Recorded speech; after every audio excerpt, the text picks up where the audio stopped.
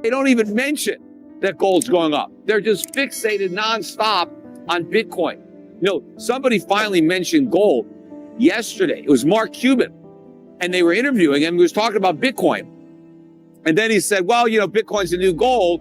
And he said he buys Bitcoin over gold all day, every day. Today, gold finally set a new all-time record high. Again, we're talking nominal highs. The new high today was 2,140 and change. Not sure the exact price, but we took out the old high, which was set in December of last year. In a recent discussion, it's highlighted that mainstream media and public discourse are predominantly focused on the meteoric rise of Bitcoin, neglecting the significant surge in the value of gold. This observation is supported by the fact that there's minimal mention of gold's upward trajectory in media coverage. The narrative surrounding Bitcoin's ascent dominates conversations, overshadowing other assets such as gold. Notably, Mark Cuban, a prominent figure, recently acknowledged gold during an interview. Cuban, amidst discussions about Bitcoin, likened Bitcoin to a modern-day equivalent of gold, expressing his preference for Bitcoin over gold. This acknowledgement of gold amidst the Bitcoin fervor underscores the divergence in attention between the two assets. Despite the lack of mainstream coverage, gold has been steadily climbing in value, recently reaching a new all-time high. The precise figure of this milestone may vary slightly, but it's reported to be around $2,140, surpassing the previous peak established in December of the preceding year. This resurgence in gold's value signifies its enduring status as a store of wealth and its resilience amidst market fluctuations. But before we proceed, please remember to show your appreciation for this video. Now let's continue with the video speaking. Which was about 2,135. Now, the largest gold ETF, GLD, actually hit a new record high last week because on that December night when gold traded 2135, it was outside of U.S. stock market trading hours. So the ETFs never got to trade that high. By the time the U.S. markets opened, gold had backed off. And so the ETFs made their new high last week. Now, what's unprecedented really about gold's new high is that there's no fanfare, there's no media coverage, there isn't even any retail participation. Not only is the public not buying into this rally, they've been selling during the entire rally.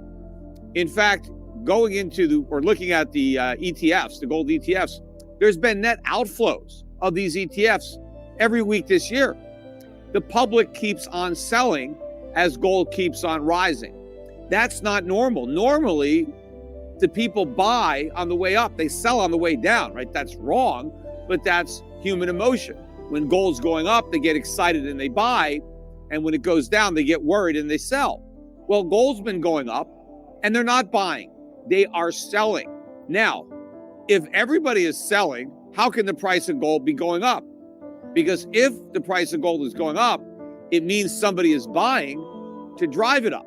And if the public is dumping their gold, why isn't the price falling? Well, because somebody else is buying. Somebody who knows a lot more than the people who are selling. Who is doing that buying? It's central banks. It's foreign central banks. They are the big buyers. That's one reason that silver is nowhere near an all-time record high. Silver is still below $24 an ounce, less than half of its record high, because the central banks aren't buying silver. They don't want to store silver. They buy gold. That is the monetary asset that they are loading up on. And if central banks are buying, there is a reason they are doing it. It's because they are de-dollarizing. They are reducing their holdings of US dollars. Now, if you're going to get out of the dollar, by definition, you have to get into something else. And the something else they're getting into is gold. They're not replacing the dollar with the euro or the yen or the British pound or even the Swiss franc. They are replacing it with real money, with gold. Remember, when the dollar became the reserve currency, it didn't replace the pound, it replaced gold. Up until 1971, all reserve currencies had always been backed by real money, gold. And foreign central banks can read the writing on the wall because they're writing it on the wall. They know how many dollars they're going to be selling, and they're trying to get their hands on as much gold as they can.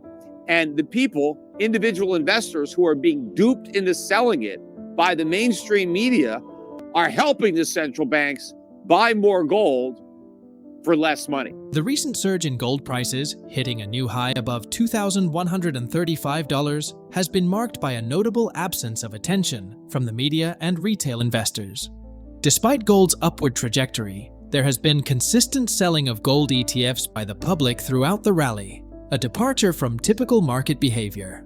This raises questions about the driving force behind the gold price surge. Contrary to public sentiment, it's revealed that central banks, particularly foreign ones, are the major buyers of gold. This trend reflects a broader shift away from US dollars, with central banks opting to increase their gold reserves as they dollarize. The lack of interest in silver compared to gold also stems from central banks' preference for gold as a monetary asset. The disparity between public behavior and central bank actions highlights a divergence in understanding and underscores the potential impact of media narratives on individual investor decisions. The new floor in gold, in my opinion, is 2,000. Doesn't mean it can't get below it, although I doubt it's going to get below it again. But when I was saying it, I meant buy it at 2,000. If you can get it cheaper, so much the better. But don't expect it to go much below, because that's the floor. The question is, where's the ceiling? There is none, because there's no floor to the value of the dollar. There's no ceiling to the price of gold. This is a major breakout. Gold prices are going much, much higher. My suggestion is that you buy more gold. Don't wait. Just buy whatever you think we're buying. Silver's not rising yet because the central banks aren't buying it. But eventually, the public will. When the public wakes up to what the media is oblivious to, there's no covering. You watch CNBC, they don't even mention that gold's going up. They're just fixated nonstop on Bitcoin. Somebody finally mentioned gold yesterday. It was Mark Cuban, and they were interviewing him. He was talking about Bitcoin. And then he said, well, Bitcoin's the new gold. And he said he buys Bitcoin over gold all day, every day. Like, gold is worthless. We got Bitcoin. Bitcoin made a new high today, like gold, but for different reasons. Not only did they have different reactions, but it was a different reason. Gold was going up because central banks are buying, because the dollar's days are numbered, because inflation is going to run out of control. Bitcoin is going up because there's a mania. It's going up because fools who don't know any better are being led like lambs to the slaughter by the Wall Street money machine into these ETFs and out of gold, out of their gold stocks. It's what everybody is selling to buy into these ETFs. That's what you want to buy. The public is doing it ass backwards. The smart money is taking advantage of their gullibility, their ignorance, their greed. And today is just a small taste of the downside that we're going to get in Bitcoin, especially when money starts coming out of those ETFs. The people who are buying the central banks, they don't care. They don't care about the price. They just need the gold. They're trying to get rid of their dollars, right? And they're not going to replace it with pounds or euros or yen. They want the real thing. They want gold. So you want to buy your gold. But if you're more aggressive, right? If you're like me, I wasn't adding to my physical gold last week. I added significantly to my gold mining stocks. And even though they've had a nice bump since I was buying last week, they're still very cheap. They're way below where they were in December of last year when gold was lower than it is right now, and even more significantly below where they were at prior peaks. So if you're risk seeking, if you're aggressive and can afford the downside, because what if I'm wrong? Gold stocks are a lot riskier than physical gold. It's a whole different ballgame, but it's a ballgame I want to participate in too because of the risk reward. PeterSchiff emphasizes that the new floor for gold is around $2,000, suggesting it's unlikely to dip much below this level. They anticipate gold prices to continue rising significantly due to factors like central bank purchases and concerns about the dollar's value. They advise buying gold promptly, highlighting its potential over Bitcoin. which they believe is driven more by speculation.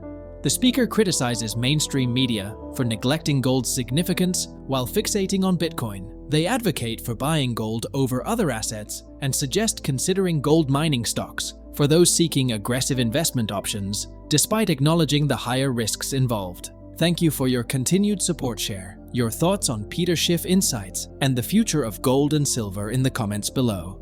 Don't forget to like, subscribe, and turn on notifications for more enlightening content on precious metals and financial strategies. Thanks for watching.